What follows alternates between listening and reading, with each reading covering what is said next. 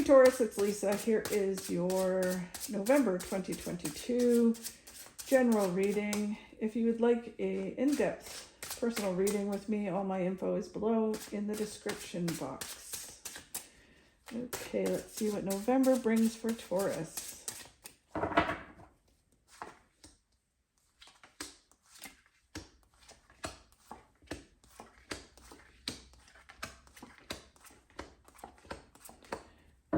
Okay. It's an interesting spread. November so far has been an interesting month. It almost feels like there's so much crazy things kind of going on, sleepless nights, technology problems. It almost feels like Mercury's in retrograde, but it's not. But it is a crazy energy that started off the month. I also wanted to, just before we start, thank you so much for liking, sharing, and subscribing to my channel. I really, really appreciate it. It helps me grow my channel and get my messages out to people who need to hear them. Don't forget to not hit the stop button too soon. Watch the video all the way to the end so you can get some sage advice from Tarot Tam. He always has something interesting to say. And here is your reading. Okay, so the heart of the situation, the main energy for the month, is the Emperor. The Emperor is several things, but it is this like energy of authority and power. And they're talking about, for Taurus, it's about you achieving this. You've worked hard. You're working on yourself. You're working maybe career-wise. It's just kind of all-encompassing, where it's this sense of empowerment that happens in November, or you've been working on through November going into the end of the month, but it's all around you for the month, this kind of energy of empowerment. What helps you do that is the Lover's card. It can be, if you're single or looking for love, it can be that a partner, you meet someone and that empowers you and makes you feel really good. If you're in a relationship, it can be that you start to reconnect, you connect with your partner and your passions rekindle. And if all of that is not relevant, then it can be that you connect to your passions and what you're passionate about in life and what you really want to do, who you are, what you love to do, and you start focusing on that and putting your energies into that, and that's what helps you be this empowered person. So one or the other, that is what kind of builds you up and empowers you this month. The base of what they want to talk about is the Tower. The Tower, although it's really super looking scary, people falling out of a burning building, the simplest way to put this card is that it is a grounding energy in the month. So it's like this grounding energy that kind of snaps you back to reality and says, okay, this is what we need to do. It can be, many times, it's an upheaval that gets you to do that. So it can be a really good upheaval where things get super busy and you're like, my life is chaotic, so I need to kind of take a moment, rearrange my life so I can cope with this busyness. Or it can be an end of something where it is, it's no longer serving you. You're not listening. So the universe is like, okay, you know what? We're going to make you lose your job, or we're going to make something happen. So we're going to kick you in the butt to get you to where you're supposed to be. So the universe helps us by taking something away or making something happen. So we do what we're supposed to do in order to achieve what we're wanting to achieve or we're supposed to achieve. And since as humans, we're stubborn and we don't always do what we're supposed to do, even though we know what we're supposed to do, the universe steps in and helps us. So it can come in many forms, but it is basically a shift that happens in your life that grounds you and makes you kind of walk forward in the direction you're supposed to go in. So in a lot of ways, it looks scary, and it can be like, because nobody likes change. Nobody likes to have to deal with things. So in November, you might have to, readjust some things, change some things in order to then move in the direction you're supposed to move in. Because what they're saying is at the beginning of the month, going into the month, is that this is one of the best cards in the deck. So all your hopes and dreams coming true. So it's like you're moving towards everything, but because of that, and in order to attain that, you need to shift your life in some way because it's all changing. So it's a very positive thing. As you move forward into November, they're telling you to watch your mindset, that it's not focusing on overanalyzing certain things that are happening. Don't focus on the negative. Try to keep your mind positive. Continue to move forward. The key is to not stop and go, why did this happen? It's not supposed to happen that way, or try to overanalyze something.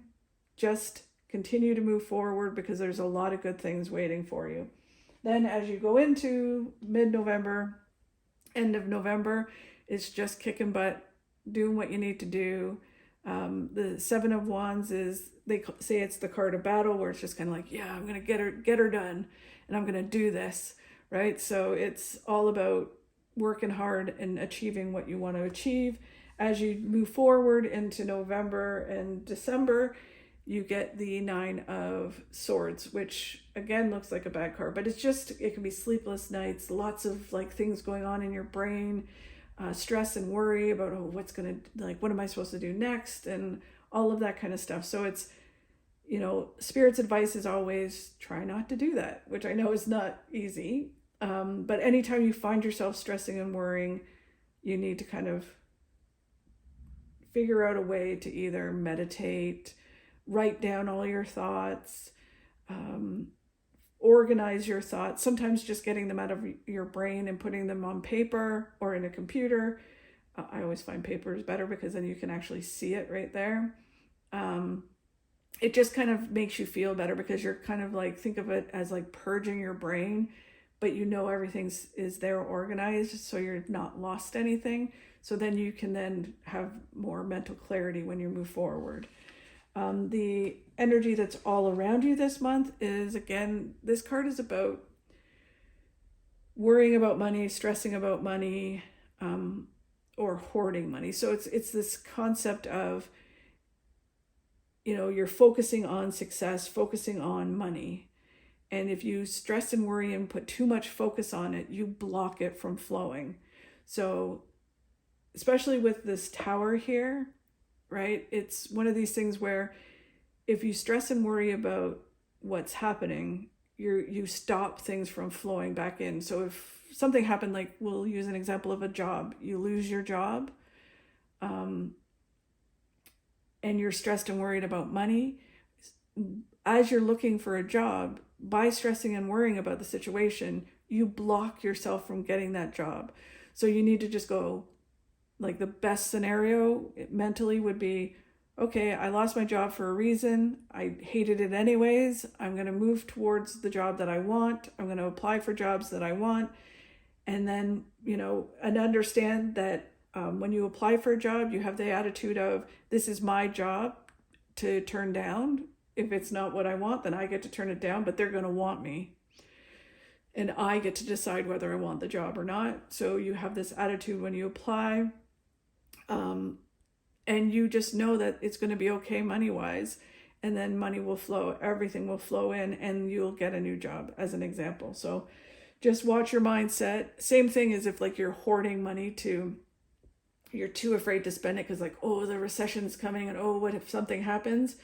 Then you block it as well, because then they're like, you're living in a place of scarcity, and that just creates more scarcity. So nothing flows in, right? So you have to just remember, like, think of the infinity sign. You spend some, you receive some, you spend some, you receive some, and it just is this flow. So that's same thing as if you're looking for a job, or, you put out resumes knowing you're going to get it back and you get back what you want.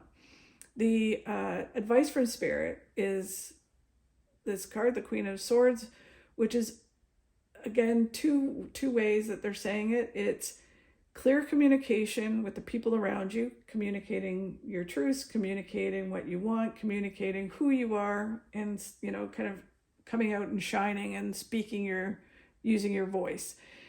The other thing is communicating clearly with the universe, manifesting the law of attraction, the secret, What you put out to the universe is what you get back. So when, like the scenario I used with the job, if you put a resume out and you're like, I don't know if I'm going to get that job.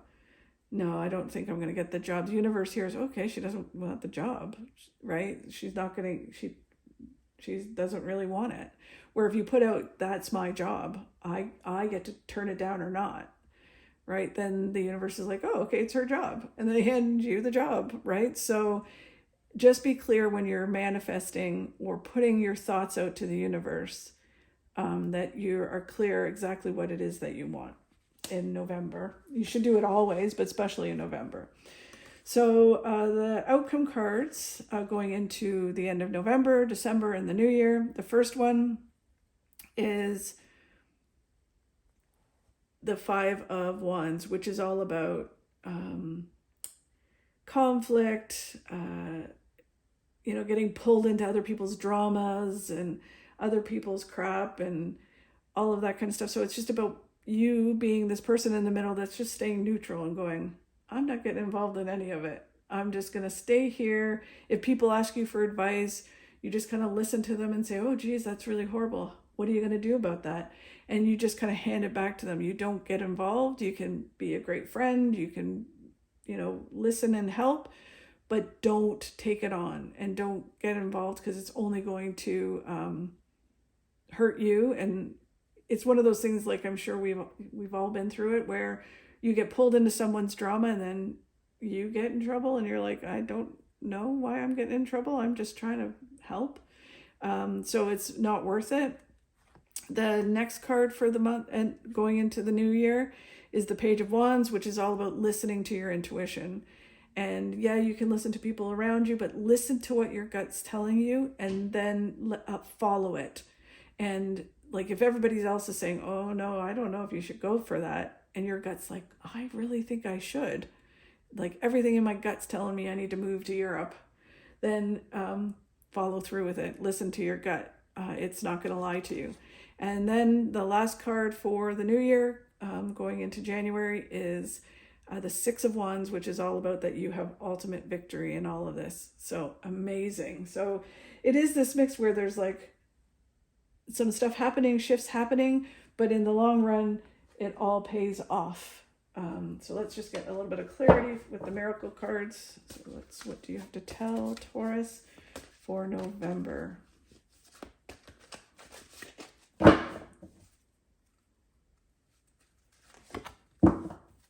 Oh, this is one of my favorite cards. Okay. Self-realization will dawn upon you. Sudden fortunes and dramatic events unfold. So again, it's very much like certain shifts happen that then lead you to everything coming together and having victories in what it is that you want to achieve. Amazing, Taurus.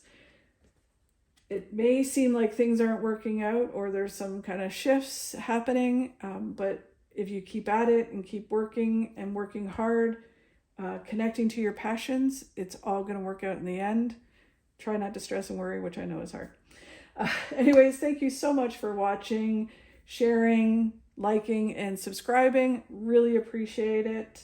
Have a wonderful November and sending you tons of good vibes.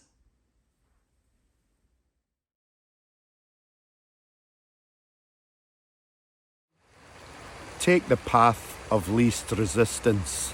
Go with the flow.